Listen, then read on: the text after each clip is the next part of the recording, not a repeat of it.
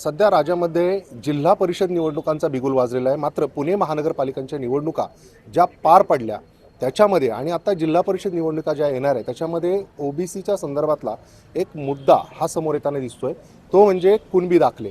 खरं तर हे कुणबी जे आहेत दाखले ते सरसकट जे वाटले जावेत अशी मनोज जरांगे यांची मागणी होती। त्याकरिताचं जे आंदोलन झालं त्याच्यानंतर खरं तर हे सगळे कुणबी दाखले अशा पद्धतीने आले। मात्र त्याचा परिणाम संपूर्ण राजकारणात होताना दिसतोय।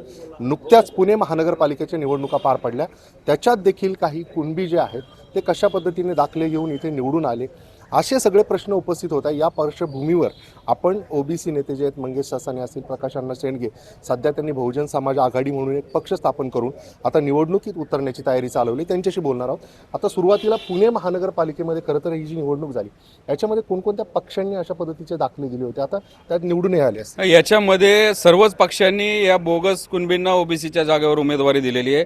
44 जागा ओबीसींना आरक्षित होत्या, पण याच्यामध्ये आघाडी सगळ्यात जास्त जो पक्ष म्हणतो की आमचा डीएनए ओबीसी आहे त्या भाजपने, मी तुम्हाला आकडेवारी सांगतो, भाजपनी 40 जागांमधील 21 जागांवर कुणबी म्हणजे ओबीसीच्या आरक्षित जागावर या बोगस कुणब्यांना, जे इथले पाटील देशमुख जे प्रस्थापित घराणी आहे त्यांना तिकीट दिलेली आहेत। त्याच्यानंतर एनसीपी 37 पैकी 18 ठिकाणी त्यांनी ह्या बोगस कुणब्यांना, जे आता मी म्हणतो तुम्ही इथं हे जात चोर या सगळ्यांना यांच्या लग्नपत्रिकेमध्ये तुम्ही समाजामध्ये देशमुख पाटील म्हणून मिरवणार, पण इथं ओबीसीची आमची तेल्या माळ्याची, धनगराची, वडाऱ्याची, वैदाची जागा घेणार असं बऱ्याच ठिकाणी झालेलं आहे।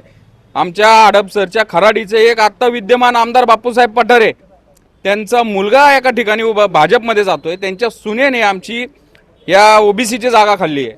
तिथं खांदवे पाटील आहेत, त्या खांदवे पाटलांनी ओबीसीची जागा खाल्लेली आहे। त्याच्यानंतर तुम्हाला सांगतो शिंदे सेना शिवसेना त्यांनी 7 जागेवर अशा या कुणबींना तिकीट दिलेलं आहे, बोगस कुणब्यांना। महाराष्ट्र नवनिर्माण सेनेने 5 ठिकाणी या बोगस कुणबींना ओबीसीच्या आरक्षित जागेवर दिलेलं आहे। आणि झालंय असं की वेळ एवढा कमी होता, हे जे आमचे जे बांधव होते ज्यांनी ह्या पक्षामध्ये प्रामाणिकपणे काम केलं, पिंपरी चिंचवडला पण असंच केलंय, 23 ठिकाणी या बोगस कुणब्यांना ओबीसीच्या जागेवर दिलेलं आहे। मी या आधीच्या प्रेसमध्ये पण सांगितलं होतं की तिथं भाजपची ओबीसी महिला आघाडीच्या अध्यक्षा रासकर, त्यांच्या जागी चांदगुडे म्हणून तिथला एक सेटलमेंट किंग आहे, त्यांनी त्याच्या भाऊजाईला उभं केलं, यांना तिकीट डावललं। त्याच्यानंतर मग राष्ट्रवादीने यांना अप्रोच केलं, पण नंतर राष्ट्रवादीने पण माघार घेतली, तिथं एक साधा कोणतरी कॅन्डिडेट दिला, पण त्याची पण भीती काय, त्यांनी तिथं या सगळ्यांना माघार घ्यायला लावली अधिकृत पक्षांना, आणि ओबीसीच्या आरक्षित जागेवर, महिला आरक्षित जागेवर तिथं कुणबी, बोगस कुणबी चांदगुडे म्हणून ती बाई निवडून आली। त्याच्यामुळं झालं असं की आमचे हे ओबीसींनी काय करायचं, मग याने आम्ही हे करायचं नाही का, त्यासाठी आम्ही हा ओबीसी बहुजन आघाडीचा पर्याय आणलाय। या संदर्भामध्ये आमचे वरिष्ठ, तुम्ही बहुजन समाज आघाडीचा पर्याय हा जिल्हा परिषदेमध्ये आता आजमावणार आहात, मात्र पुणे महानगरपालिकेच्या निवडणुकीमध्ये तुम्ही जे म्हणताय आता बोगस कुणबी जे निवडून आले किंवा काय, खरं तर मनोज जरांगेंनी जेव्हा आंदोलन केलं हा सगळा प्रश्न उभा राहील असं तुम्हाला वाटलं नाही ओबीसी म्हणून तेव्हाच आंदोलन तीव्र केलं गेलं नाही? पुणे महानगरपालिकेच्या वेळेस सुद्धा तुम्ही सांगितलं होतं की अशा पद्धतीने आम्ही आघाडी करून निवडू, म्हणजे निवडणूक लढवू, पण ते पण झाले नाही। नक्कीच, हे तर आम्ही आधीपासूनच म्हणत होतो ना। जो 2 सप्टेंबरचा JR यासाठी आलेला आहे, तो काही नोकरी आणि शिक्षणासाठी आलेला नाही। या ओबीसींचं राजकीय प्रतिनिधित्व, त्यांची जी बालवाडी आपण म्हणतो स्थानिक स्वराज्य संस्था, त्याच्यामध्ये छाटून टाकायची, म्हणजे नगरसेवकच नाही झाला, तो सरपंचच नाही झाला, पंचायत समिती सदस्यच नाही झाला, तर पुढं मग आपल्याला विधानसभेला, लोकसभेला तो दंड ठोपटायला येणार नाही। मग नवीन गोपीनाथ मुंडेच होऊन द्यायचे नाही, छगन भुजबळ होऊन द्यायचे नाही, गोपीचंद पडळकरच जन्माला घालायचे नाही। असं या सगळ्या प्रस्थापितांनी महाराष्ट्रात केलंय, आणि कोणताही पक्ष याला अपवाद नाही।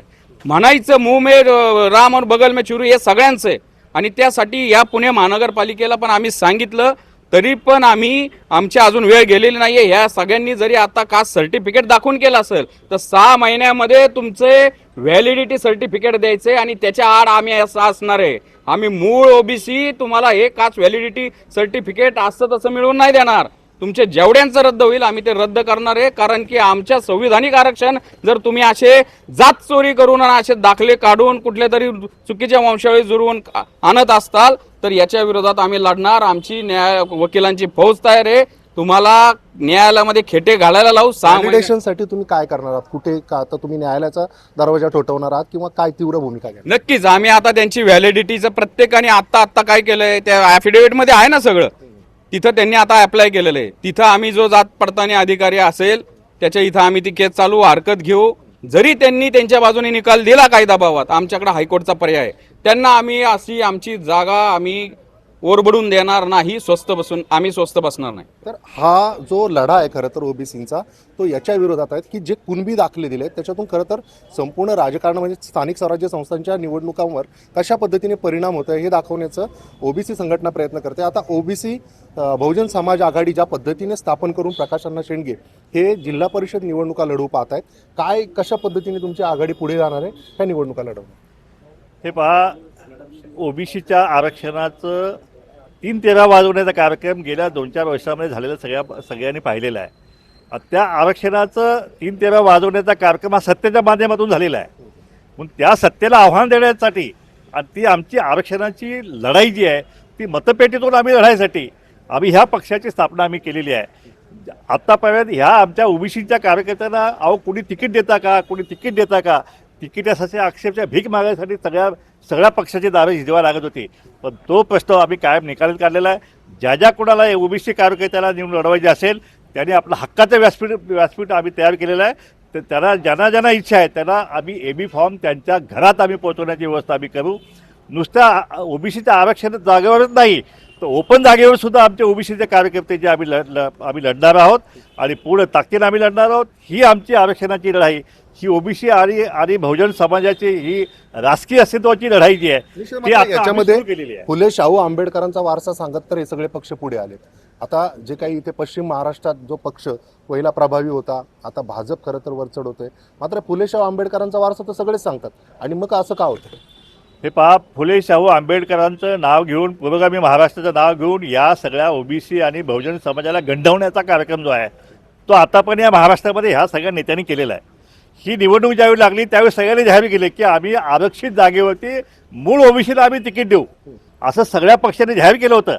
पण आता मंगेश साहेबांनी सांगितले 99% जागेवरती 99% हे पाटील देशमुख यांना बोगस कुटुंबियांचे दाखले घेऊन त्यांनी ही निवडणूक या ठिकाणी लढलेली आहे.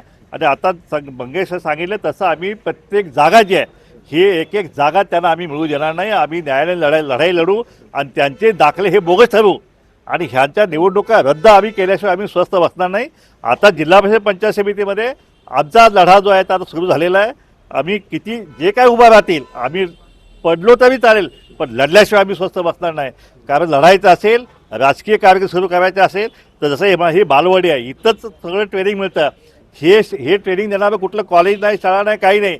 त्याला निवडणुकीत लढावी लागते. म्हणून आम्ही आपल्या माध्यमातून आव्हान करणार कार्यकर्ता की वाटेल जास्त झालं तर ही निवडणूक आपल्याला लढायलाच पाहिजे. स्थानिक स्वराज्य संस्थांच्या निवडणुका खरं तर महत्त्वाच्या असतात. मात्र पुन्हा एकदा शेवटचा प्रश्न मी मिलिंदजी तुम्हाला घेतोय की हे जे कास्ट व्हॅलिडेशन खरं तर SC NT OBC यांना करण्यासाठी खूप हेलपाटे मारावे लागतात, त्यांनाच कुठेतरी व्हॅलिडेशन मिळत नाही. मात्र आता कुणबीचे दाखले सरसकट निवडणूक आली की ताबडतोब मिळतात, हे कसं काय होतं? नाही, तेच म्हणतोय, याला राजाश्रय आहे.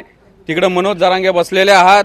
त्या मनोज जरांगेंनी सांगितलं की मग शिंदेचा फोन जातो, मग अजित पवारांचा फोन जातो, मग इकडे मुरली मोळांचा फोन जातो, चंद्रकांत पाटलांचा फोन जातो, त्या विखे पाटलांचा फोन जातो. आमच्या धनगरांनी कायकड्यांनी राबूश यांनी खेटे मारायचे, त्याला कुठेतरी एखादी नोकरी लागली, कुठेतरी एखादा ॲडमिशन असेल. पण हे जे प्रस्थापित राजकारणी आहेत यांचे दाखले अर्ध्या रात्रीत दिले जातात. व्हॅलिडिटीच्या बाबतीत पण त्यांना तसंच वाटत असेल आम्ही 6 महिने काही एका महिन्यामध्ये व्हॅलिडिटी करू. दादांनो, तुमचा हा गैरसमज आहे. तुम्ही आमचं आरक्षण वरबाडलंय, आमचे संविधानिक हक्क वरबाडलेत. तुम्हाला आम्ही सहजासहजी असं करून देणार नाही.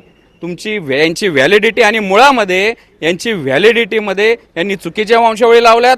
तिथं त्यांनी जे महसुली पुरावे लावले, जे काही 15-20 प्रकारच्या जे काही डॉक्युमेंट आहे त्याच्यावर पुढं कू मागं कू ते मुख्य आपला याचं शाळेचं जे निर्गम रजिस्टर आहे त्याच्यामध्ये खाडाखोड केली. ते दिसेल ना आम्हाला. RTI मधनं आम्ही ते सगळं मागवलेलं आहे आणि आम्ही तिथं याला हरकत स्ट्रॉंगली घेऊ, हायकोर्टामध्ये मांडू. आणि या संदर्भामध्ये हे जे 2004चा JR आहे जेव्हापासून हे चालू झालं या संदर्भामध्ये माझी याचिका प्रलंबित आहे. हे सगळे 2 वर्षातले शिंदेंनी जरांगेच्या आहारी जाऊन दबावाला बळी पडून जे JR काढलेले आहेत ते सगळे JR चॅलेंज केलेले आहेत. आम्हाला वेळ लागेल पण यश नक्की येईल. ही ओबीसी आरक्षणाला लागलेला हा कॅन्सर आहे. कॅन्सर हे बनावट कुणबी दाखले, बोगस कुणबी दाखले, त्या कॅन्सरवर केमोथेरपीचे आमचे आता उपचार चालू झालेले आहेत. आणि तो कॅन्सरचा आम्ही नायनाट केल्याशिवाय आम्ही राहणार नाही. तर अशा प्रकारे आपण पाहतोय की कुणबी जे दाखले हे त्वरित मिळत आहेत. मात्र दुसरीकडे ज्या पद्धतीने मला माहिती आहे, कारण या संदर्भात आम्ही जेव्हा वेगवेगळ्या पद्धतीने धनगर समाजाबद्दल जेव्हा बोलतो तेव्हा त्यांना साधा आधार कार्ड मिळत नाही. भटक्या जमातीमध्ये अनेक प्रॉब्लेम्स आहेत. तिथे व्हॅलिडेशनसाठी, शैक्षणिक कामांसाठी सातत्याने हेलपाटे मारावे लागतात. अशा पद्धतीने व्हॅलिडेशनला अडचणी येतात. मात्र दुसरीकडे राजकारणामध्ये तुम्हाला जर उमेदवारी मिळवायची असेल तर अर्ध्या रात्रीला हा दाखला मिळतो. मात्र आता व्हॅलिडेशनच्या बाबतीत बहुजन समाजाच्या वतीनं आता हे सगळे आक्षेप घेतले जाणार आहेत. विशेषतः जे ससाने आहेत त्यांनी याचिका दाखल केली, त्याच्यावर कशा पद्धतीने आता न्यायालय हे निर्णय देतं याकडे आता सगळ्यांचं लक्ष लागलेलं आहे. अविनाश पवार, NDTV मराठी, पुणे.